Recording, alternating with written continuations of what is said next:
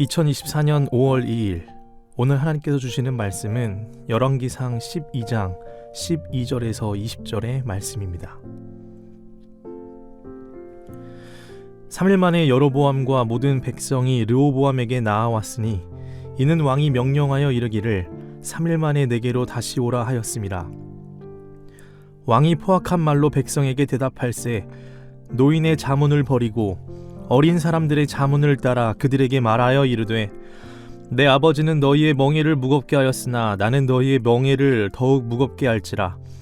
내 아버지는 채찍으로 너희를 징계하였으나 나는 정갈 채찍으로 너희를 징치하리라 하니라. 왕이 이같이 백성의 말을 듣지 아니하였으니 이 일은 여호와께로 말미암아 난 것이라. 여호와께서 전에 실로 사람 아히야로 느밧의 아들 여로보암에게 하신 말씀을 이루게 하심이더라. 온 이스라엘이 자기들의 말을 왕이 듣지 아니함을 보고 왕에게 대답하여 이르되 우리가 다윗과 무슨 관계가 있느냐? 이새의 아들에게서 받을 유산이 없도다. 이스라엘아 너희의 장막으로 돌아가라. 다윗이여 이제 너는 내 집이나 돌아보라 하고 이스라엘이 그 장막으로 돌아가니라. 그러나 유다 성읍들에 사는 이스라엘 자손에게는 르호보암이 그들의 왕이 되었더라. 르호보암 왕이 역군의 감독 아도람을 보냈더니 온 이스라엘이 그를 돌로 쳐 죽인지라. 르호보암 왕이 급히 수레에 올라 예루살렘으로 도망하였더라.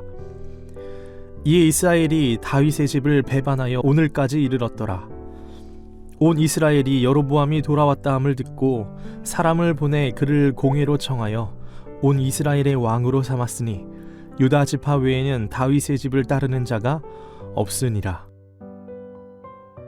열왕기상 12장부터는 북이스라엘과 남유다로 갈라지게 되는 분열 왕국이 시작됩니다. 왕국이 분열되게 된 이유는 앞서 나온 내용들로서 간단하게 정리가 됩니다. 솔로몬이 타락했습니다. 그 타락 때문에 하나님께서 예고하신 심판의 결과가 바로 왕국의 분열입니다. 그 타락의 원인은 솔로몬이 이방 여인들과 자폰을 하기 시작하며 우상들을 드리기 시작했습니다. 그리하여 하나님께서 임재하셔야 할 이스라엘 나라에, 이 땅에 다른 우상들을 그 자리에 앉게 만들었습니다. 하나님의 자리를 훔치게 만든 것입니다. 하나님은 절대적 유일한 하나님이시지만 다른 우상들 중에 한 신으로 전락시킨 것입니다. 그리고 예루살렘 주변에는 우상들을 예배하기 위한 산당들이 지어지기 시작합니다. 그 우상의 이름들은 아스타롯, 몰록, 그모스입니다. 풍요와 다산의 신들입니다. 신들이라고 표현하지만 신이 아닙니다. 그저 우상일 뿐이고 껍데기일 뿐입니다. 근데 그 우상이 수많은 백성들의 그리고 솔로몬의 이 욕망이 투사되어 하나의 장성한 큰 권세가 되었습니다. 그 우상이 백성들의 마음을 뒤흔들고 하나님의 통치를 거부하기 시작합니다. 사실 이 모습을 보면 두려운 것은 우상이 두려운 것은 아닙니다. 우상이 커 보이고 우상이 두려워 보이지만 그렇지 않습니다. 우상에게 계속 먹이를 주며 마음을 빼앗기는 백성들에게 진짜 두려운 것은 사실 이들을 계속해서 이대로 이끌어가는 그 나라의 왕인 솔로몬이 더 두렵습니다. 솔로몬은 말씀과 기도라는 강력한 하나님의 무기라는 정답을 알고 있었지만 다가왔던 수많은 믿음의 영적 전쟁에서 실패하고 자신의 욕망이 주인이 되어 버렸습니다. 그리고 그 욕망과 왜곡된 리더십을 아들 르호보암이 그대로 보고 배웁니다. 르호보암의 우둔함이 결국 왕국 분열의 결정적인 역할을 하게 되는 게 오늘 본문의 내용입니다.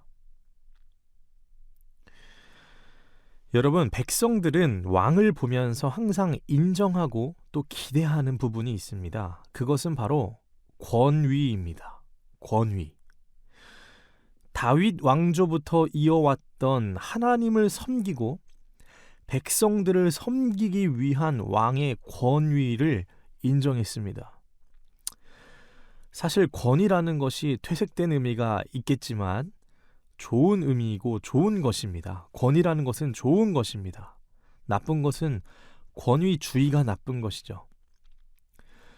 분명 왕으로서 대표성을 가지고 하나님과 하나님의 백성을 섬길 수 있는 그 섬김의 권위라면 이 르호보암은 분명 인정받는 왕의 모습일 것입니다.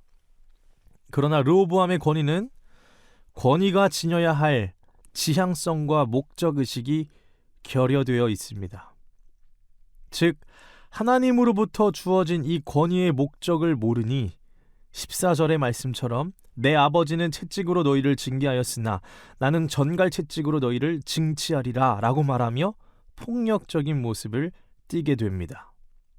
그러니까 선한 권위가 나오지가 않습니다. 악한 권위가 나오는 것입니다. 하나님을 절대적으로 생각해야 하는데 오히려 솔로몬의 말미에 보고 배운 타락함을 가지고 르호보암이 이 권위를 절대화하니 강압적인 모습을 보이고 오히려 그 모습을 즐기게 됩니다. 이것이 바로 오늘 본문의 르호보암의 모습이었습니다. 여러분, 오늘날 우리에게도 권위가 주어질 때가 있습니다. 여러 권위가 있고 또 공동체가 우리에게 맡기는 권위는 정말로 다양한데요. 이 권위는 높고 낮음을 떠나서 이 목적이 있다면 목적에 종속된 권위를 가져야 합니다.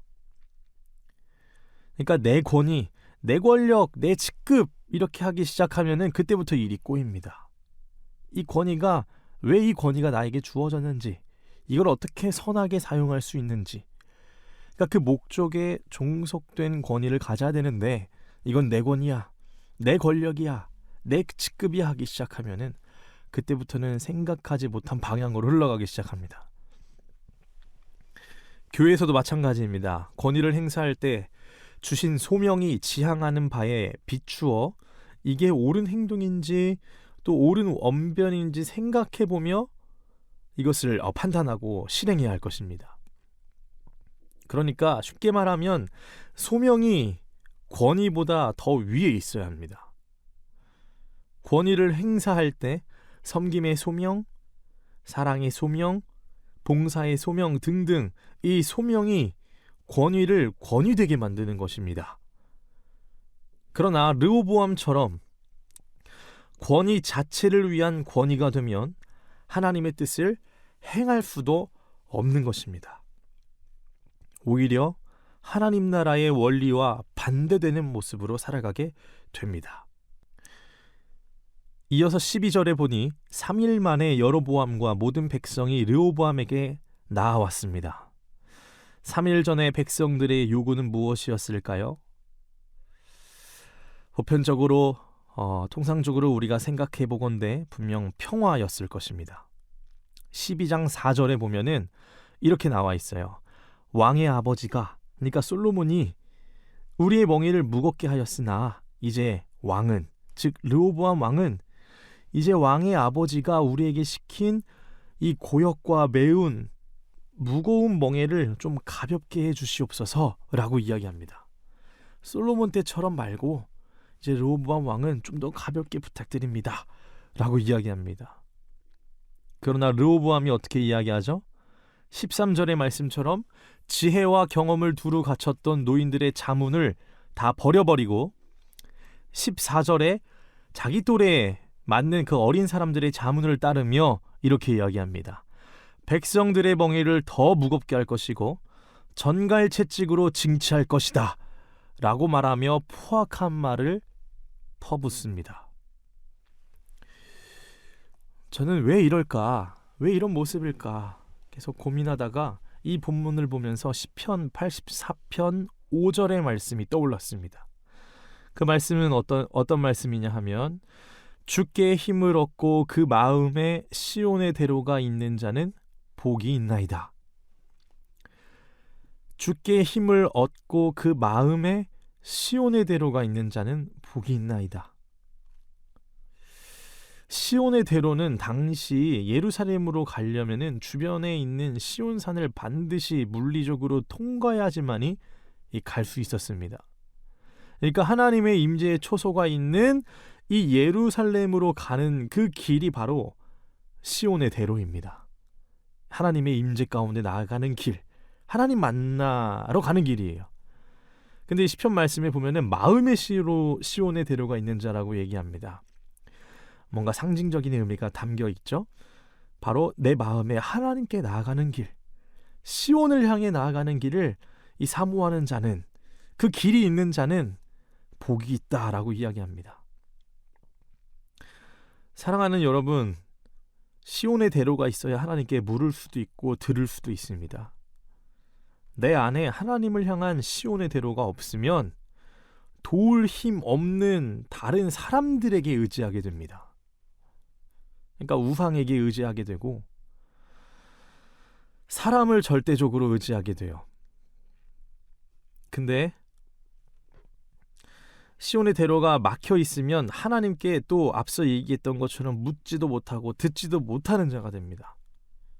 지금 그러한 모습이 바로 르호보암입니다. 이 복이 없는 상태인 거예요. 시온의 대로가 막혀 있기 때문에. 그러다 보니 이 백성을 우습게 봅니다. 나라의 민심을 읽을 수도 없었습니다.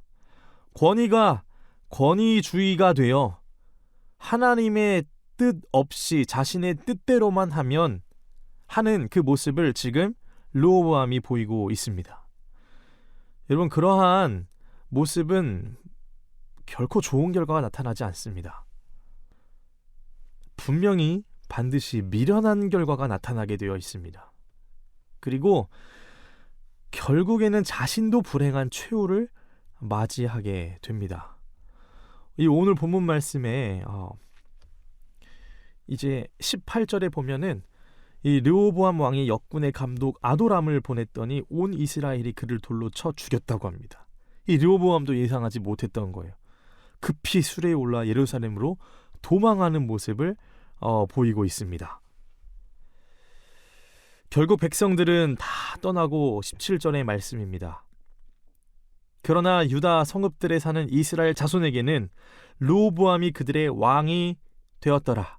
그리고 19절과 마지막 20절입니다. 이에 이스라엘이 다윗의 집을 배반하여 오늘까지 이르렀더라. 20절에 온 이스라엘이 여로보암이 돌아왔다 함을 듣고 사람을 보내 그를 공회로 청하여 온 이스라엘의 왕으로 삼았으니 유다 지파 외에는 다윗의 집을 따르는 자가 없으니라. 여로보암은 이스라엘의 왕으로 삼아 그들의 왕이 되었습니다. 이는 왕상 11장 11절에 이렇게 나와 있는데요. 여호와께서 솔로몬에게 말씀하시되 내게 이러한 일이 있었고 또 내가 내 언약과 내가 내게 명령한 법도를 지키지 아니하였으니 내가 반드시 이 나라를 내게서 빼앗아 내 신하에게 주리라. 이렇게 이야기합니다. 그러니까 내 신하에게 주리라 라는 이 예언된 심판이 성취된 모습입니다. 마지막으로 15절의 말씀을 나누고 마무리하고자 합니다. 15절에 보면 이렇게 말합니다. 왕이 이같이 백성의 말을 듣지 아니하였으니 이 일은 여호와께로 말미암아 난 것이라 라고 표현합니다. 이 모습을, 이 말씀을 보면 이렇게 생각할 수 있습니다. 여호와께서 그렇게 만드셨다거나 르호보암이 이 운명적인 어떤 기계적인 꼭두각시처럼 그리는 것처럼 서술되어 있지만 사실 그렇지 않습니다. 이 구약의 서술 방식을 보면은 보편적으로 악인의 행동도 하나님의 주권 아래에 있다라는 표현을 통해서 악인의 패배와 악인의 안타까움이라는 관점을 드러내기도 하고 하나님의 적수가 되지 못함을 드러내기도 합니다. 그러니까 이 일은 여호와께로 말미암아 난 것이다 라는 말은 하나님이 모든 것들을 기계적으로 만든 것이 아니라 하나의 서술 방식입니다. 악인이 패배했다, 안타깝다, 그리고 모든 것들은 그럼에도 불구하고 하나님의 주권 아래에 있다라는 표현입니다. 그러니까 이 이야기를 하면 조금 더 쉬울 것 같은데 출애굽기에 바로왕이 나옵니다. 이집트의 바로왕, 이 바로 왕의 마음을 완고하겠다라고 표현이 나오잖아요. 이 표현은 하나님이 의도적으로 완악하게 만드신 것이 아니라 이미 완악한 그 상태로 내버려 두셨다라는 뜻으로 해석하면 되는 것입니다. 대표적으로 히스기야를 보면 우리가 알 수 있습니다. 이사야 선지자를 통해 너는 죽고 살지 못할 것이다 라는 예언을 받지만 히스기야는 어떡하죠? 진실하게 돌이킵니다. 회개합니다. 그때 여호와께서 그 뜻을 돌이키셔서 회복시키시고 15년의 생명을 연장시켜 주지 않으셨습니까? 르호보암도 마찬가지입니다. 르호보암도 하나님의 주권적인 섭리 안에 있지만 그가 백성들의 기대를 이해하고 사랑으로 통치하고 하나님으로부터의 그 권위를 다시 한번 인정하기 시작했다면 회복이 시작될 수도 있었을 것입니다. 히스기야처럼. 그러나 포악한 대답으로 그들의 기대를 다 저버렸습니다. 여러분, 분명 인간의 책임이 있습니다. 그럼에도 불구하고 이 열왕기상하를 보면 인간의 이 왕들의 책임이 있대 하나님께서는 이 모든 것마저도 주관하시고 결국 긍휼과 사랑의 길로 인도하여 주십니다. 이 열왕기상하를 읽으시면서 모든 역사의 주관자이시고 선한 길로 인도하신 하나님을 보시길 바랍니다. 솔로몬 그리고 르호보암 이들도 또한 하나님의 은혜를 입었지만 곧 하나님의 은혜를 저버린 모습이 있었습니다. 우리는 능히 그러한 모습은 경계해야 할 것입니다. 하나님이 오늘도 우리에게 베풀어 주신 은혜가 참으로 많이 있습니다. 새벽에 눈을 뜨게 하시고 호흡하게 하시고 말하게 하시고 듣게 하시고 보게 하셨습니다. 무엇보다 믿게 하셨습니다. 이 은혜를 우리가 당연하게 생각하거나 이 은혜를 저버리는 모습이 아니라 오늘도 우리의 삶이 조금 힘들고 버티기 또 어려운 시점이 온다 할지라도 하나님이 우리를 늘 인도하신다는 그 믿음을 굳건하게 붙잡으시고 오늘 하루 승리하시길 바랍니다. 우리가 힘들고 지칠 때에 소망에 그 소명에 더욱더 집중한다면 우리는 이 힘든 시기도 소망으로 딛고 일어나 더욱 큰 사람이 될 것입니다. 곧 예수님과 가까워지는 사람이 될 것입니다. 그리하여 오늘도 지쳐 쓰러져 가는 수많은 영혼들을 말씀과 사랑과 하나님 주신 은혜로 살리는 우리 귀한 성도님들 되시길 주님의 이름으로 축복합니다. 기도하겠습니다. 하나님 아버지 감사합니다.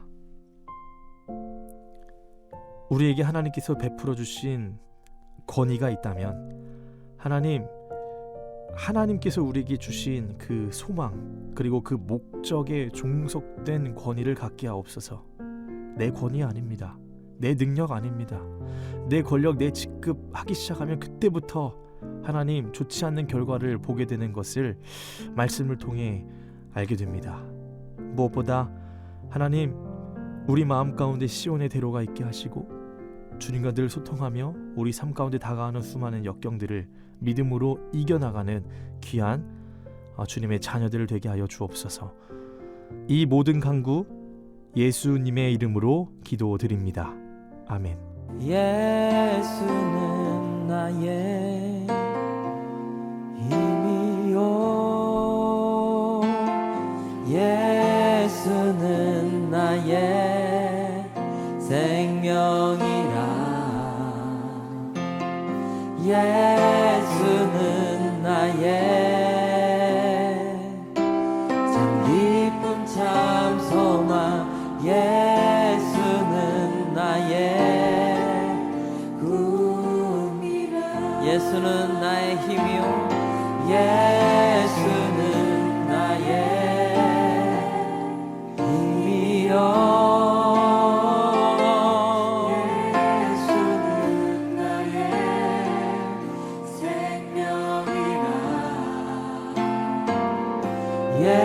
예수는 나의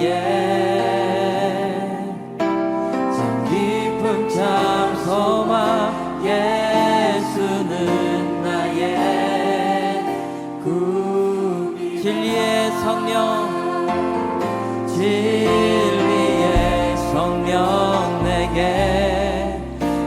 오셔서 진리의 성령 내게 오셔서 진리의 성령 나를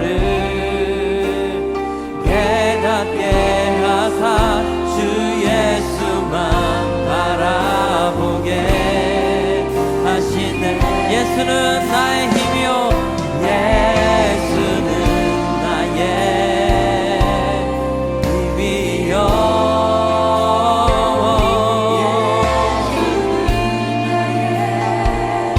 생명이라. 예수는 나의 깊은 찬송함.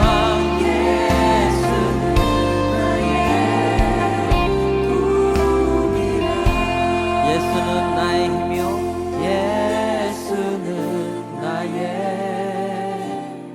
힘이요 예수는 나의 생명이라.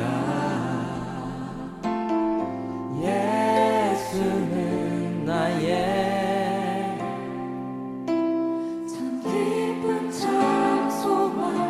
예수는 나의 꿈이라.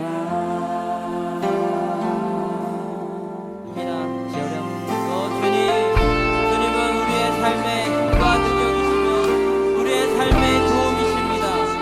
진리의 성령님 오늘 이 시간 우리 가운데 임하여셔서 온전히 진리를 깨닫게 하시고 오직 주 한 분만을 바라보게 하여 주시옵소서. 주님, 깨진 마음으로 나아갑니다. 상한 마음으로 나아갑니다. 연약함으로 나아갑니다. 우리의 힘과 노력으로 할 수 없어서 주님을 붙들며 집을 바라보며 나아가오니 하나님이 거친 이 세상 가운데 믿음으로 살다 지친 우리의 심령 가운데 찾아와 주셔서 오직 예수 그리스도 한 분만을 바라보게 하여 주시옵소서. 주여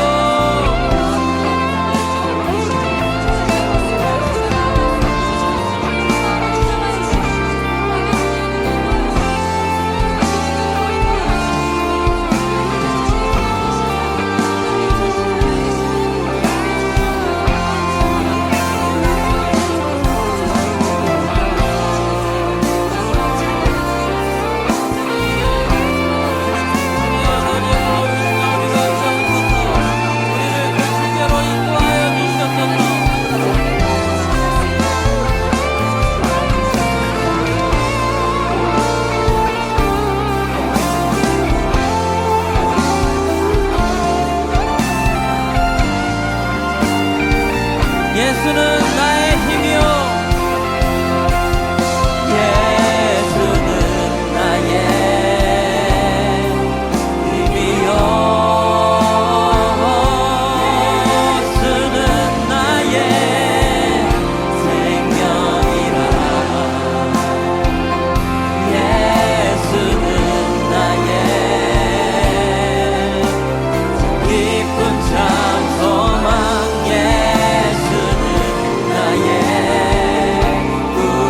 다시 한번 예수는 나의 힘이요 예수는 나의